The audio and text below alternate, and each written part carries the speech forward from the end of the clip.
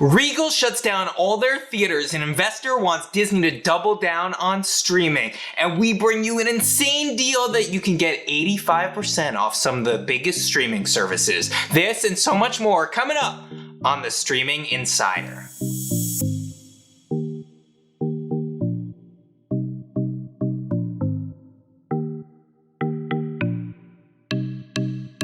What's up, streamers? It's Jason from the Stream Bowl, and every week we bring you behind the scenes of the biggest news in streaming. Before we get going, make sure you hit subscribe. Last week we brought you the review of the new Chromecast with Google TV, and throughout this month we'll be bringing you reviews of the new Fire Stick and the new Roku Stream Bar and Roku Ultra, so make sure you're subscribed so you get those. Our first story of the week, huge news that is shaking the movie industry. Regal Theaters, one of the biggest movie chains, is shutting down all their US and UK locations.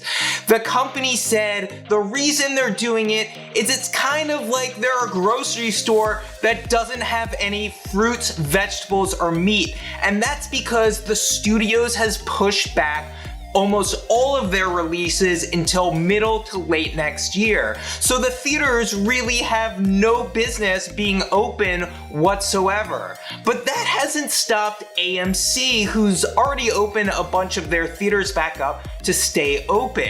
And their CEO said the reason they're able to do that is because of their recent deal with Universal, which gives them an exclusive 17-day window before movies can go PVOD. So that means they can still display the movies in their theaters before it becomes available on demand. And for AMC, they view this as a win-win. They get content that gives them the ability to keep theaters open, but for studios, it doesn't lock them into having to release their content for a huge amount of time in theaters that just might not have that many people. The movie studios have taken a major hit over theaters being closed. Warner Brothers is really the only studio that's released a major movie in the last 6 months in theaters with Tenet, but that's because they basically promised Christopher Nolan that they would do that. And despite the movie getting great reviews, it's basically been a major flop in theaters because people are too afraid to go. Disney went the other way and released Mulan on Disney Plus, but it was a $30 premiere access release on top of your subscription. And when you're paying $6.99 a month for a service, $30 is a lot of money. Even Disney has changed course. Just this week, they're now releasing Mulan across iTunes and Amazon Prime Video and Google Play, so you don't even need a Disney Plus subscription. So I wouldn't be surprised if they drop that price for Disney Plus subscribers. But the real winner in movie theaters being closed has been Netflix.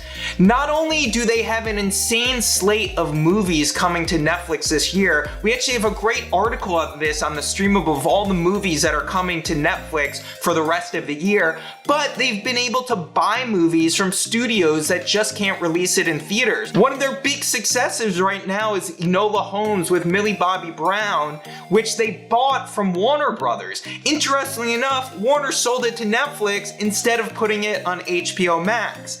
And that brings us to our next story. An activist investor is telling Disney they should forego their $3 billion dividend and focus it entirely on Disney Plus. And why it relates to the last story is they're saying that Disney Plus has an insane opportunity right now to release all their content direct to consumer. Forget Premier Access. You can just release everything on Disney Plus and try to use it to grow as fast as you can right now.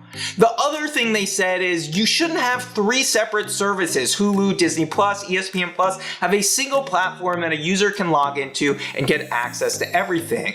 And the reason they say that is that it's a way that you can simplify customer acquisition. You don't need to try to acquire them for Hulu and try to acquire them for Disney Plus and try to acquire them for ESPN Plus. You just can acquire them for Disney, and that makes a lot of sense.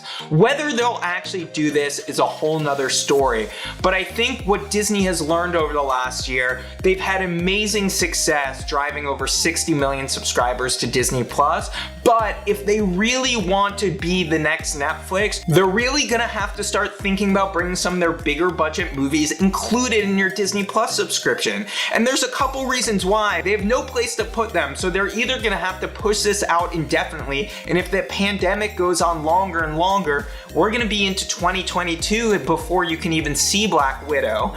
And then on top of that, this is a great opportunity to use your best content to drive subscribers to something that you can hook a user for life. And lastly, one of the big allures of Disney Plus is that it brought you all of the theatrical content from Disney. But if there's no theatrical content, there isn't that much new stuff on Disney Plus. Fortunately, they have a few things coming later this year, like The Mandalorian and WandaVision, but a lot of their content has been pushed back because of production delays as a result of the pandemic. Whether that's Falcon and the Winter Soldier, or the reboot of The Mighty Ducks, or the new Home Alone movie, Disney Plus is definitely struggling for original content, and if they don't have new theatrical releases to put on it, even a few months after it comes out, it's going to be a big problem for them going into 2021. Our next story, one of fuboTV's best features, is gone.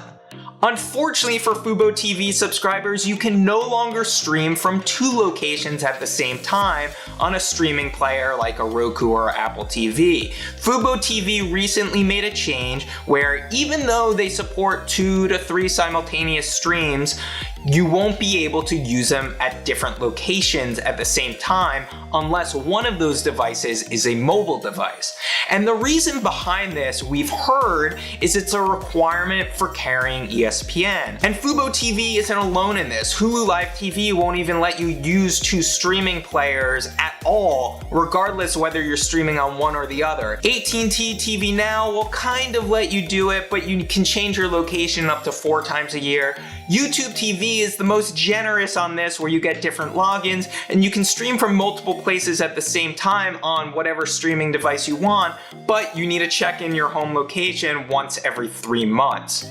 But this is a major bummer for fuboTV, and we've seen a lot of talk of it on social media, how a lot of subscribers, this was one of the prime reasons that they did this.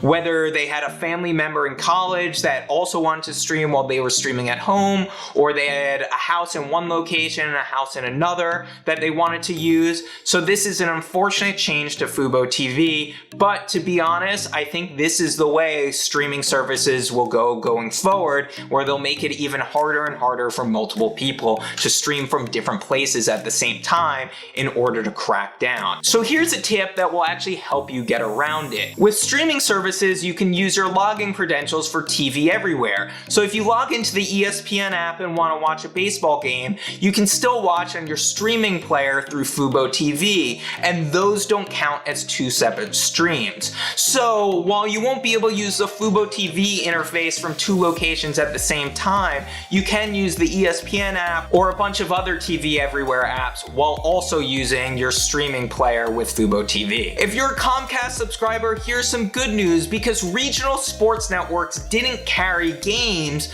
for March, April, May, and part of June. Comcast is actually refunding customers for that regional sports fee. So it totally depends on your market. In the New York metropolitan market, you'll get about a $25 refund over that 3-month period. We've heard it fluctuates depending on what city you're in, but for the most part, if you're a Comcast customer, at least you're getting some money back for something that you paid for and weren't able to use. Comcast is also saying if they're able to get even more money back from the owners of the regional sports network, they'll pass on 100% of that to the consumer. So finally, some good news for cable customers. And lastly, Amazon Prime Day is next week, and you will want to check the Streamable for the best deals, but they have some early deals for streamers that you're not going to want to miss. First of all, they're dropping the price to a bunch of streaming services like Epix and PBS Masterpiece to just 99 cents per month for 2 months. That's 85% off the normal price. They're usually about $5, but there's about 15 or 20 services that you can pick from this deal. There's a link in the description below that will go through all the details of how you can get this deal, as well as all the services that you can access with that. On top of it, they also have their Fire TV Recast device, their over-the-air DVR, knocked off by almost 50%. It's only $129, normally $229 for the 500 gigabyte hard drive version. The 1 terabyte version is also $100 off at $179. So if you're looking for the over-the-air DVR, this is a great deal that you should really take advantage of. And that's it for this week's edition of the Streaming Insider. Drop us a note in the comments below. I want to know, are you comfortable going back to a movie theater, or are you gonna just stay at home and watch Netflix? And if you like this video, make sure you give us a thumbs up and hit subscribe, because you're not gonna want to miss a single one of our streaming player reviews this month. And as always, visit us all week long for the latest streaming news and reviews at thestreamable.com. And for the Streaming Insider and the Streamable, I'm Jason. Happy streaming.